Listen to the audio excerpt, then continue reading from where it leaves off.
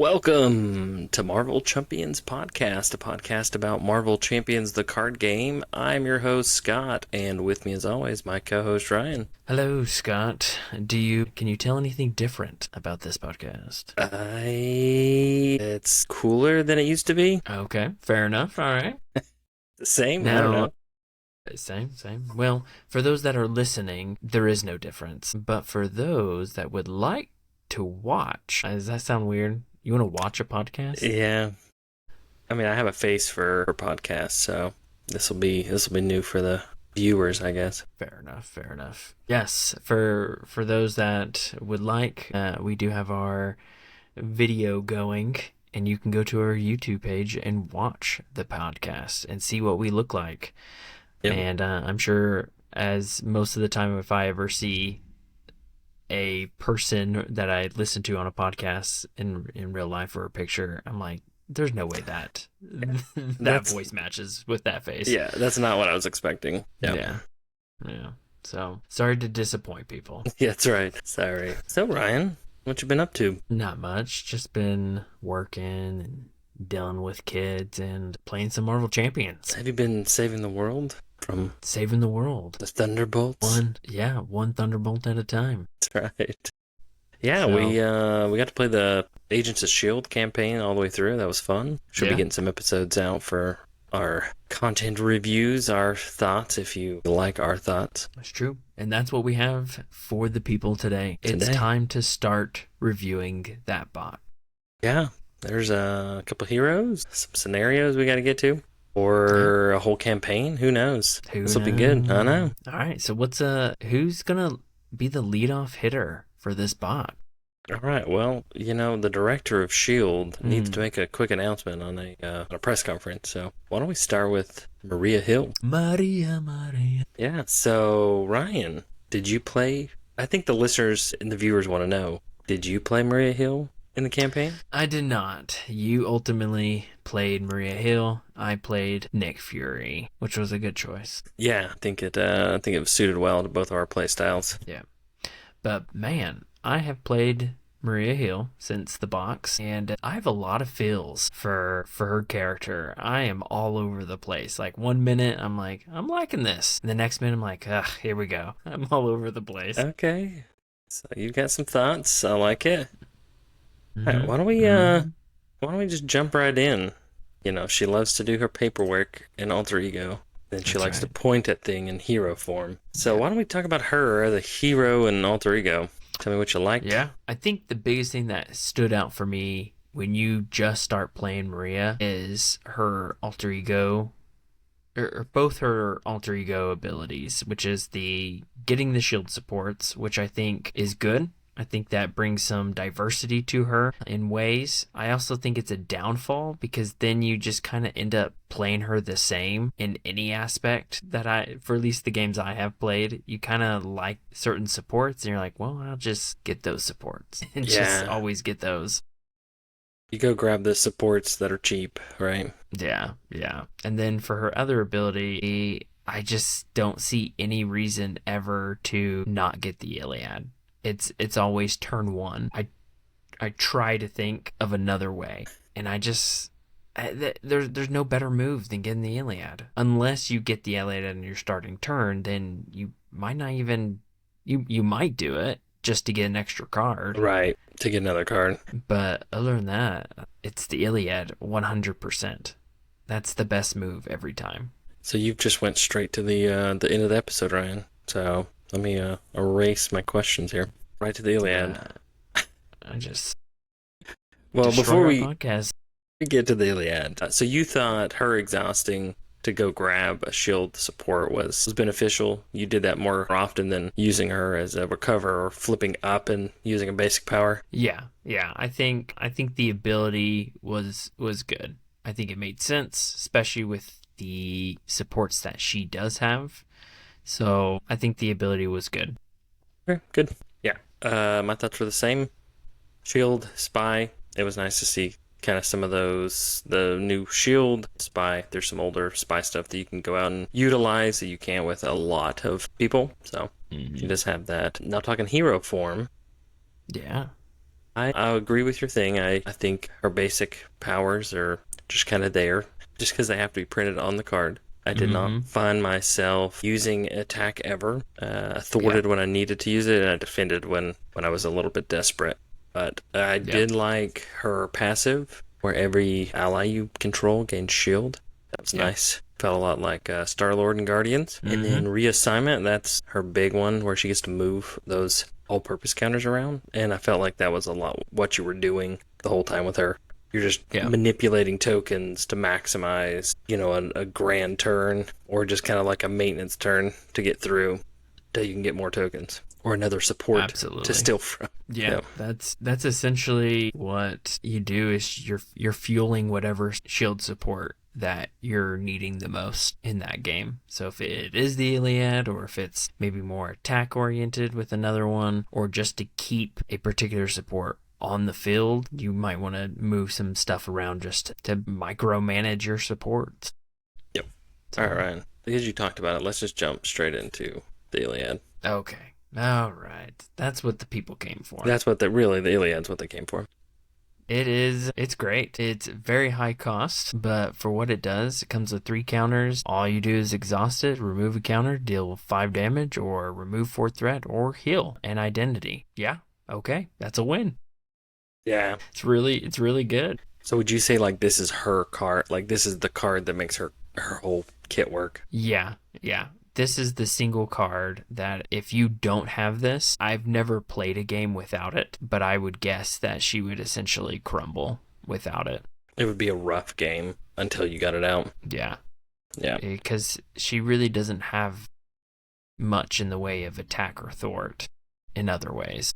Yeah. So it's like the Iliad or nothing. Yeah. It's Iliad or bust. Basically, yeah. So you kind of pointed it out that she does not have any attack or thwart events. This is her main way to do damage, get rid of threat. I think it was overpowered because of how it interacts with the game. Yeah, I definitely do think it's probably overpowered in that way. Like if you just look at the card itself, outside when you look at the whole package of her kit, I don't think it is as overpowered. But I still think it is incredibly powerful. I think it's because the biggest thing is she gets around so many things. Like she gets around retaliate. She gets around a lot of triggering abilities for villains because of it's an action. She can do it in alter ego. Like there's so many things it can do to get around what villains are trying to do against you. Yeah, she gets around all those things that the developers have put in place to hinder you or slow you down that a villain can do. She just like, excuse me, drop a giant Iliad on top of you. So I agree with you. Being able to get around patrol, guard, retaliate, technically stuff's like you cannot attack villain. You still have to worry about crisis, but like you said, you could just stay down in alter ego. You do slowly whittle away at the counters on the Iliad by doing that, but definitely you strategy. Have to be very careful. If you don't have certain cards, so I'll just go ahead and mention it. I would say her second best card is Shield Director. Her 2-cost upgrade, it basically just adds an all-purpose counter to any shield support. And that, with the Iliad, it's just that constant fueling. And that can be really strong. That's right. Just being able to keep adding. It's just unlimited funding. All right. That would have been a better name for that card. Instead Shield of special funding. Good. It makes, but special funding, unlimited funding. There you go. Private donor. Yeah, unlimited government funding. I like it. Yeah. All right. Let's transition here to Nick Fury. Signature ally, 4-cost. Big thoughts on him? During that campaign, obviously I was playing Nick Fury, so you never really even got to play him. Or I don't think you ever played him, because you couldn't. But I have been able to play him in solo, and him teamed up with what's that card? What's the Justice card? You're making me having to look for it now. Be a little more specific than that, Ryan. Justice Shield, not Surveillance. The one with the government agent where he prevents the consequential. Field Agent. Yeah, Field Agent. That combined with Nick Fury is pretty powerful because you can keep him on the field. It's a 2 thwart, 2 attack, and he can build your all-purpose counters up. So I think at 4 cost, he's pretty expensive, but if you kind of think about it, by doing a thwart or attack, he adds in a counter or adds a all-purpose counter, and you're more likely going to put it on the Iliad, which then turns into a 5 damage, 4 thwart or 3 heal. So 4 makes sense in that aspect. Yeah, no, I agree. Cost is there, health is there. Yeah, pretty good. I've played with him out of campaign without you, and yeah, I feel the same way. Yeah, he's good for her. Since we're talking about Nick and Maria, I think we should go ahead and talk about their team-up card, Ryan. Super Spies. Yeah, sure. I normally do not like team-up events, but this one's awesome. This one actually is usable, and you should probably run it when you're Maria. Yeah, if you're able to play this as Maria, I think Maria benefits more than Nick Fury, but it can still be beneficial for Nick. So, but absolutely beneficial for Maria.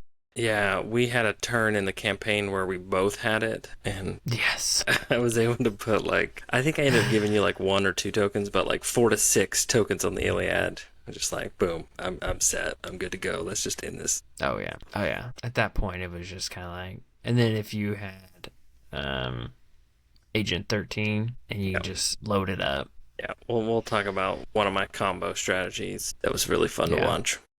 Yeah. So, Scott, kind of moving on, unless you had anything else you wanted to say about that one. Yeah, Super Spies is good. That's all I gotta say about that. She comes with, let's see, 1, 2, 3, 4 events. Out of the 4, what do you think is the most pivotal for her? Out of her events, I found... Now, take the question for what it is. I said most pivotal. Or pivotal. Keep trying. Pivotal. Got it. Pivotal. So, I think it depends on when in the game you are. So I have 2 answers. I think deeper in the game, when you're set up, All Points Bulletin was an awesome card. It's all day with that. And then I want to ask a couple of questions when we talk about a couple of the other ones, but I think on the double was probably... No, the reinforcements. I think reinforcements, because I found ways to ready the shield supports a little easy. Mm-hmm. It is nice that it's 0 cost, but I think reinforcements, being able to add some extra tokens, all-purpose counters on them was better, especially early game, because that's one of the big things. If you're not set up, if you don't got those cards that are adding, or you don't have extra supports to be moving back and forth, it's nice to kind of stock up on a couple things. Yeah, that's what I felt, that reinforcements just provided more fuel to my engine, so it was more useful. On the double, had its uses, but if I had to pick between the 2, I think reinforcements is overall the more pivotal. Pivotal. Good job. Oh my goodness. See, and people, if they're watching this, they're just watching this struggle right now. I'm leaving it all in, so. I know. But yeah, I think reinforcements is probably my overall the most valued. Yeah. But I do agree with you that All Points Bulletin in the mid to late game is insanely powerful. Yeah, the versatility of that one is just, you're just okay, I need to take out this person over here for you. Here's 3 damage. Here's another 4 thwart. Okay, that's cleared out, and I've only done one thing this turn, and I still have an Iliad, 3 Iliad activations to go through. Yeah, no joke. So yeah, you didn't mention it at all, but the hard call.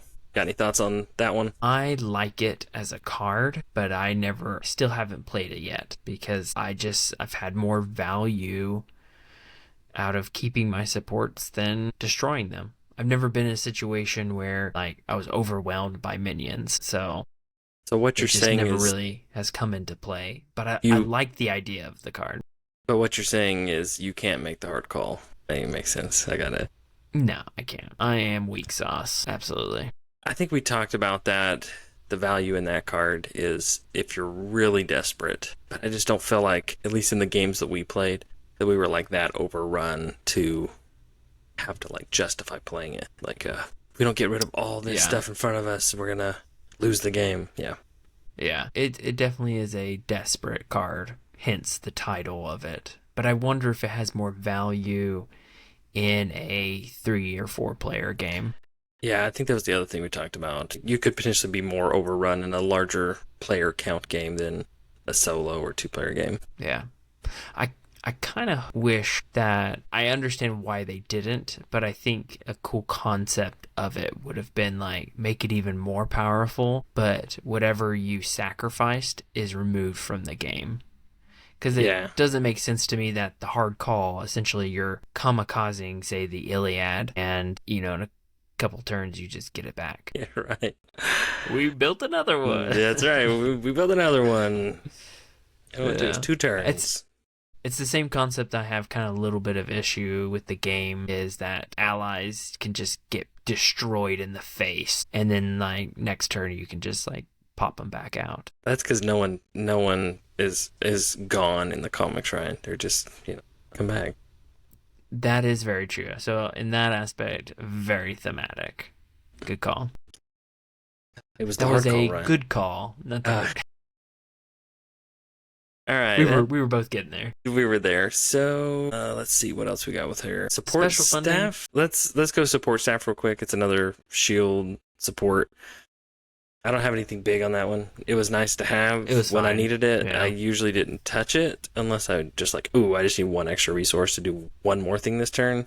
Yeah. Yeah. I thought it was fine. Yeah. No big things for or against it. It was. Agreed. Life Model Decoy. I think it's a great card. It was a little hit and miss for me because I was trying to get more supports, but it came in clutch once or twice.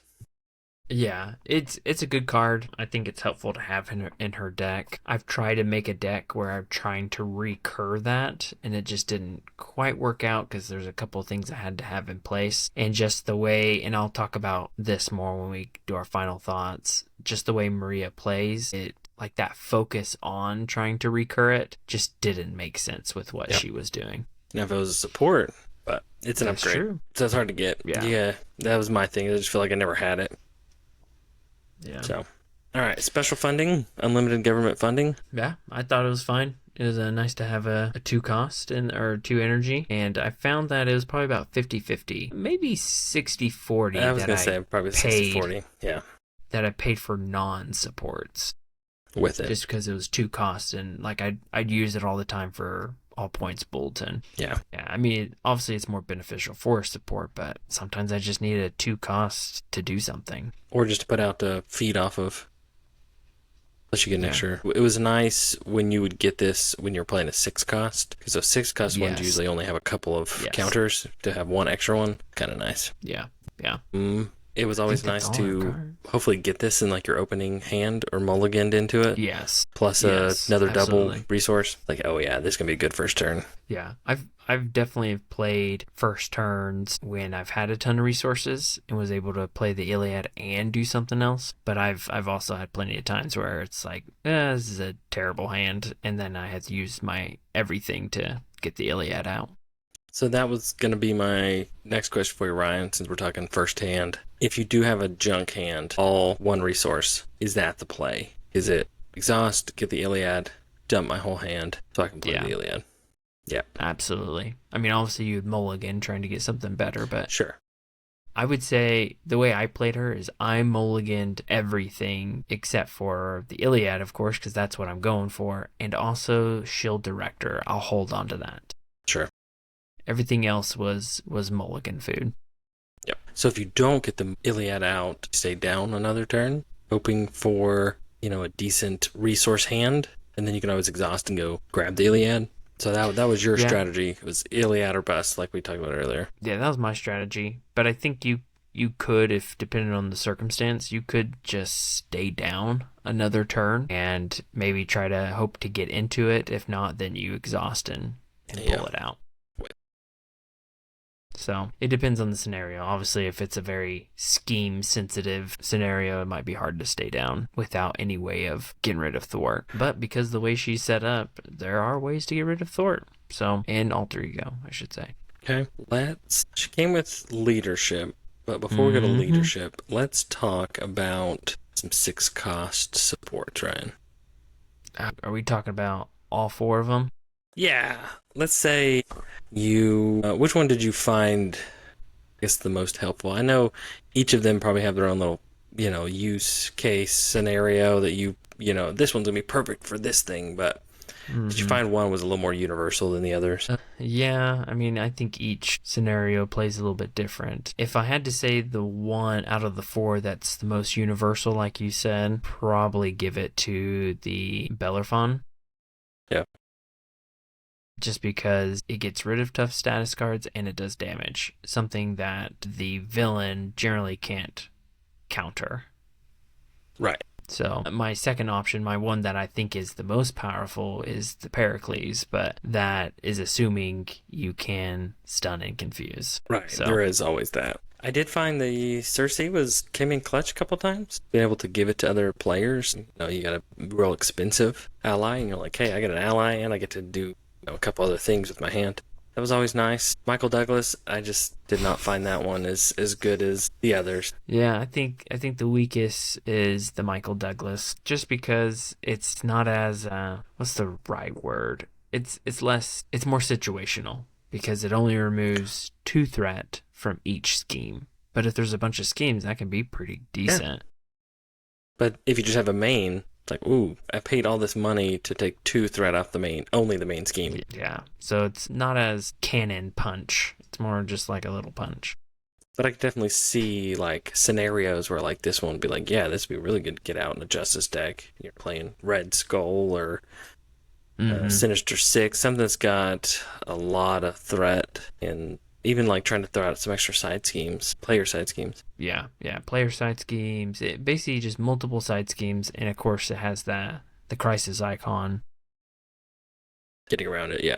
Getting around it, which I like it as a idea, like with Shadowcat, but I found that I very rarely actually used it. So it's not a big removing tough is way better than getting around crisis, in my opinion. I'm not a big fan of the Cersei, to be honest. I will admit that when you said any player can use it, I do think that is really good. But just the fact that you have to have the ally in your hand and it only comes with 2 counters, I struggle with that. Yeah, I'm with you. I think the Cersei's a little better in a higher count multiplayer game than a solo or a 2-player game. Yeah, I think solo it's really hard just because of that high cost. Maybe this is a good time to talk about the cost. Is that good, or is there something else you want to talk before going on? It's expensive. Yeah, it's expensive. I am not a big fan of these 6 cost. I think, why they're 6 costs, because they're powerful. Yep. And their counters, they're multiple use, but I found with Maria Hill, every deck that I played that had one of these 4 in, when I played different aspects, I never really got them out if I wasn't playing leadership, because of a card we'll talk about in a minute, but organizational support. Outside of that, it's incredibly difficult to pay for these, in my opinion. So that was going to be the point I was going to make, is outside of Maria Hill, and almost even outside of a certain aspect, I almost can't play these cards. Some heroes just logistically, you would have to like have the perfect resource hand in order to pay for these, or like borrow 3 helicarriers from people to actually pay for these. Yeah. So like parts of me wish they were maybe like per player cost. I don't know if that would work out right, but yeah. All that being said, I don't know of any other like really like a deck idea that I would have, like, oh, I need to include this card. Like this card would be awesome to build this hero around. I just don't. At least haven't thought of anything yet. I think the only one that I can reasonably see would be the Pericles. I think it is the most universal usage, but the problem is it's only 2 counters. It's only 2 shots. And in like a other hero deck. Right. It is nice that it does both things for you, but then on the other hand, it's like, well, I could pay 1 or 2 for this certain card and stun or give me a tough, just as easily than trying to get this thing out and use it twice and it's gone. Yeah. Whereas with Maria Hill, I have the ability and fairly easy way to keep it out and keep it funded with all-purpose counters, just moving them. Yeah. Yeah. Being able to keep it out is what helps it. Yeah. So I think that's more of a call to Maria Hill playing these, is because she can keep them out and can keep their value, their cost justification is better because you can keep it out longer, keep it out a whole game. Whereas if you played to someone other than Maria Hill, it's 2 shots and you're done. Yep.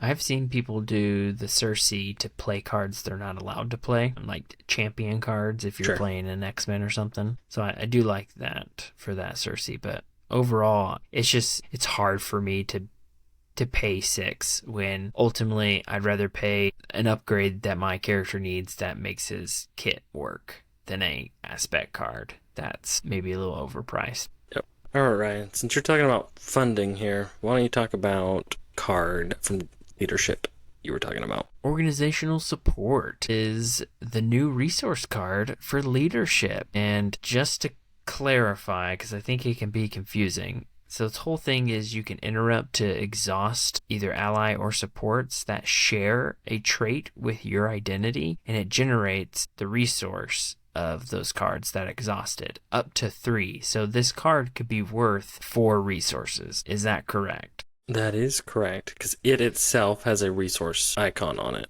Yes. Okay. I think it is incredibly powerful, and leadership has the best resource cards out of all the aspects. I'm glad that they didn't pigeonhole this into S.H.I.E.L.D. Yes. I'm glad that you made it universal. Like, if I wanted to go play an X-Men, I could do it. Avengers, I could do it. I really like that they went that route rather than this was a S.H.I.E.L.D. card. Yeah, I've been playing around with some Avenger decks with this to utilize some supports that don't get played very often, but that have become useful because I can exhaust them. But also it helps with like alter ego ability supports that you can't use in hero form. Well, if you play this card, you can exhaust them. Now they're useful. Yeah. So I think this probably is the best leadership card that has come out of this with box. Maria Hill. Yeah. Yeah, it's. I think it's ultimately my number 1. Oh wow, you're starting early in the year, Ryan. Pretty good. Oh yeah. Now, let's see. Came with 2 allies in leadership and 2 basic. Got any thoughts on any of those? Not a huge fan of Victoria Hand. Never played Melinda May. Just the cost. Yeah. And what it does, it's kind of like, okay. Yeah. Grant Ward I've played. I think he's pretty good. And I like Slingshot. I like what she does. With Grant Ward, did you find that you were getting double agent with his force response a bunch? Or were you able to negate it? Or did you care to negate it? I generally negated it when it came down to it. Okay. Because you get a treachery. Treachery's probably the common happens all the time counter card. Yeah. So yeah, I like that he removes from the game. That's something that's fairly new. I mean, we haven't really seen that much with the ally card like that. So I like the thematicness of that one. Yeah, agreed. I think that it's a cool card design. So I think they did a good job with that one. So the other one you mentioned was Slingshot. I thought the design of Slingshot was really cool. You just pay a lightning, put her out. She's out for that turn. Maybe she does 1 activation, maybe 2. Command teams it up. And then she comes back to your hand. I thought that was cool. Yeah, I agree. I think she's really great. And I have a couple of deck ideas you can use with her. She kind of has like a standalone, what's that card called now? Blah. Why am I forgetting card names today? The leadership card. That does what? Describe it and I'll see if I can help you. Let you throw in sneak attack. Okay. Yeah, you get to put it in play or something. And then if it's still out. Yeah, it's 1 cost. Put it in play. Shares trait, and if it still is in play, you discard it. Where this one, it goes straight back to your hand, which is really nice. Yep. It's basically a 1 cost, 2 attack or 2 thwart. The other thing I like is it plays into the whole alter ego with Maria Hill. It's an action. You can put her out. Make her go thwart, keep the threat down a little bit, stay down an extra turn, or deal with a bad guy. Pretty good. Yeah, Slingshot's good. What else is it out? Now, quick question. It says on Slingshot at the end of the phase. That is before drawing cards, correct? I would have to look that up. I think it's actually at the end. I think the end of the player phase is after you've readied and drawn your hand back up. That officially ends the player phase and starts the villain phase. It basically turns your hand into a 6 instead of a 5. It's pretty good. Yeah, that is really good. Agents of S.H.I.E.L.D. I don't think I played it. Never played it. No. I did not go full precon when we played her, so. Front Organization, I did play, I think, a copy of that just so the Iliad did not get caught off guard early game. Yeah, I think it's an okay card. Yeah. I like the idea behind it. If it was one of those like a straggler, because it's 0 cost, I was just like left with the card, I'd just throw it down just to have it down. Yeah, I think that the best thing it could have had would be the shield trait. Yeah, but then it makes it a shield support, and it's easy to kind of... I know why they didn't do it. I wish they'd give it another trait then, Avengers. I don't know. Well, it's got a big shield logo on the side of the van, Ryan. Just trying to, if it has a shield logo on the side of it, is it really like a front? I'm with you. Yeah. Is shield mail, right? Isn't that what it has? A little mail package? All right. I guess so. All right. Any other player cards you want to talk about? I think we covered them all. Covered them all? Honestly. So, no, I think that's everything on that one. Yep. Let's quickly talk about some of the bad cards. Press conference is our obligation. Mm-hmm. I really liked it. I thought it was too, different, not your stereotypical flip and exhaust. You had to deal with it. You had to get in front of the camera and take those hard questions, Ryan. Yeah. And if you didn't, it really took a toll on what she wants to do.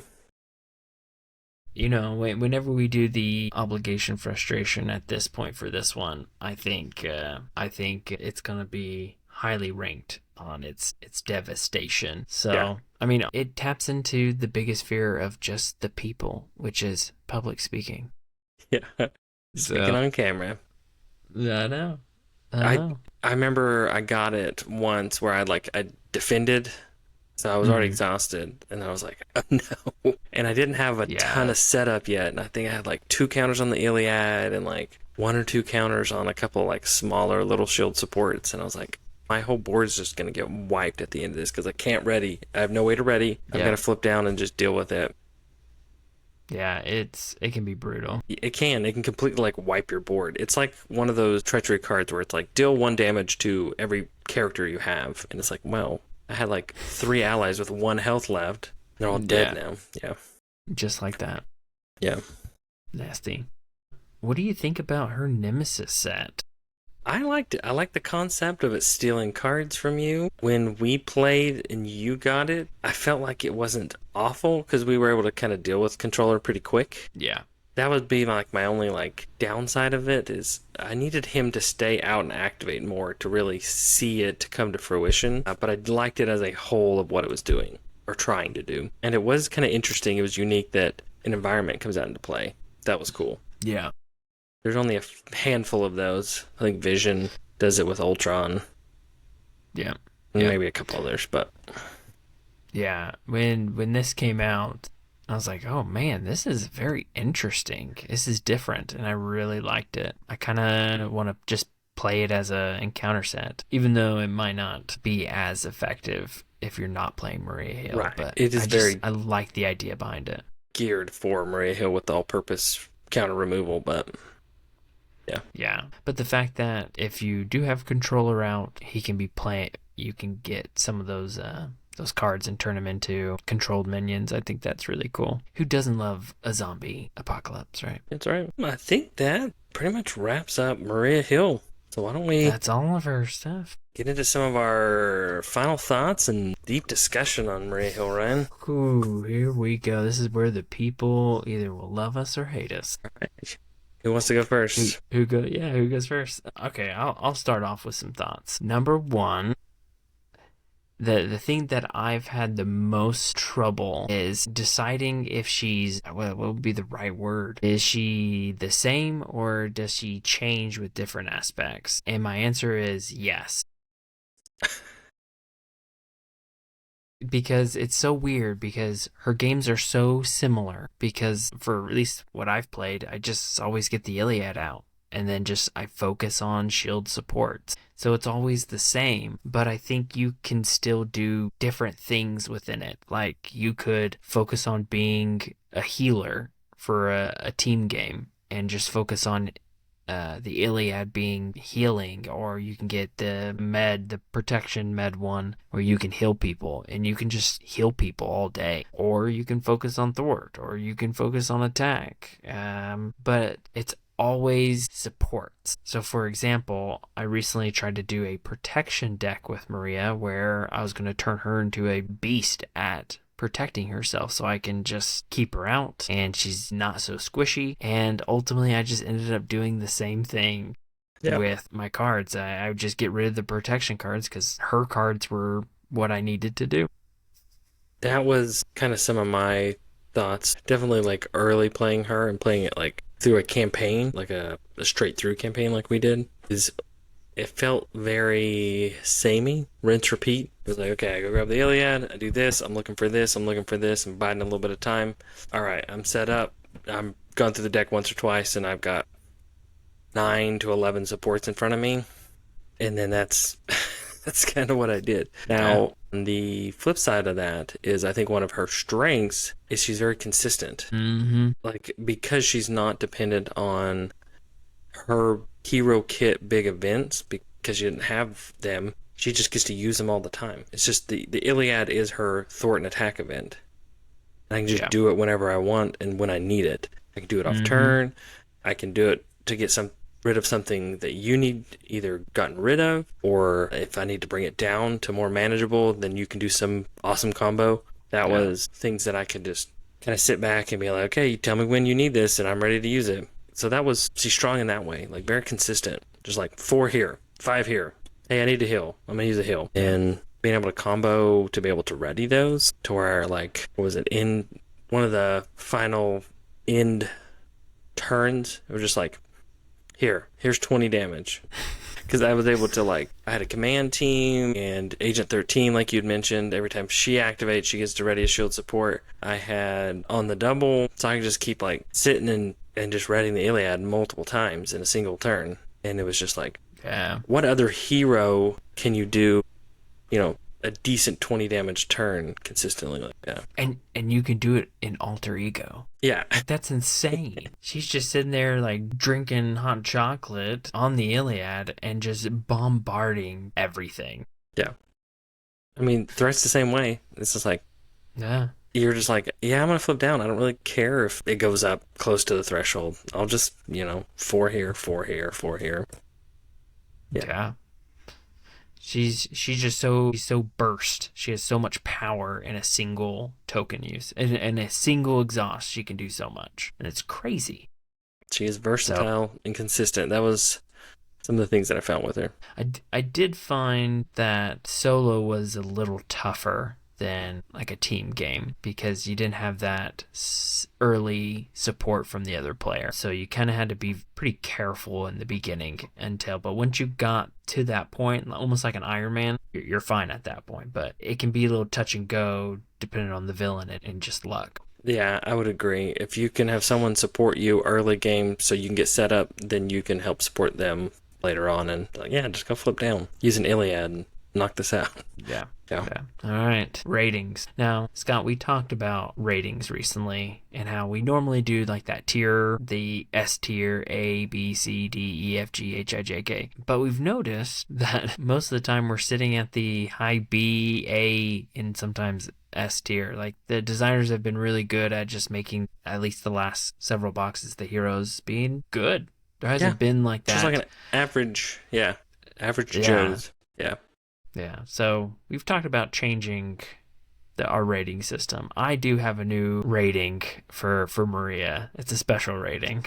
Okay. Now, I am with you on that. And we had talked about it, especially going through that last Age of Apocalypse kind of wave, everybody just kind of felt like they were on that standard level that they needed to be at, but nobody was really like crazy high. There was a couple like dipped a little below the average, in my opinion. And then there was a few that were maybe right at, maybe just a little bit over the average, but nobody that was like crazy high. So, and more and more as I consume other people's opinion, it's just like, it really depends on just what you like to do. Like my S tier could be your like C tier, or like there's just one. Probably not, but I see what you mean. Probably not.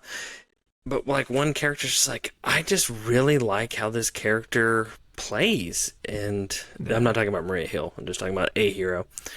And how it can kind of make that fluctuate a little bit. So with all that said, I think Maria Hill overall is fun to play because she's strong and she can be consistent in that way. And that's my kind of things that I'm looking for. I'm looking for consistency, repeatability, and she definitely does those. So she was fun to play, but on the flip side, because she was those things, she got a little boring for me the longer and the more I played her. So she probably wouldn't be one that I would return to very often. But if maybe I was playing with somebody who was new and like they want to do something kind of wacky, I'd just play Maria Hill knowing I can help kind of manage the board with her. Yeah, I like that thought. Just using it as a managed character and just to help out with like a new player that's learning the ropes. So I feel very similar to you. The rating I give her, this is my special rating. Okay. I'm going to rate her a Little Caesars pizza because she's incredibly consistent, and just like a Little Caesars pizza, it's always consistent. I personally like Little Caesars, so I think it's good, but I know not everyone thinks it's top tier quality. Okay. It's still pizza. But maybe. It's still pizza. And generally the price is a little bit better. It's not a 6-cost pizza. It's more of a 3-cost pizza, right? But I think she can be versatile within her own sameness. That makes no sense, but I think if you play Maria Hill, it makes sense what I'm saying. But yeah, I think she's a good hero. I like what they did with the supports. I think it makes sense. I like the shield oriented. Makes sense. I just wish there were some ways that I can enjoy the aspects with her kit more, because it doesn't really matter what aspect you put her in. She still plays basically the same, because you can try to support her with the other aspect cards, but ultimately her own kit supports herself. She's literally made of supports. Yeah. And there's a lot of basics. I felt like I played like a basic deck with a couple of shield supports for whatever aspect I wanted her in. And then if I wanted, a single support with all of its copies from another aspect. Yeah. Now, before we close, Ryan, was there any aspect cards that you felt were just like, this card is awesome with Maria Hill? Yes. I think hands down, Justice is her best aspect with the combination of Monica and Surveillance Team. Okay. That ability to just not only get a support out, but to utilize the counters that Monica can do. It's a way to just generate counters to fuel the Iliad or one of her other big supports. I think it's incredibly powerful. Yeah, that was a combo I watched you play with her, and I was like, oh, that's a pretty good one. Kind of get a double whammy, ally and a support for the cost of an ally. So, and then if you just double down on that and just play, what is it? It's not Befuddled. Chance Encounter, attach it on a side scheme. You have to go get Monica back out.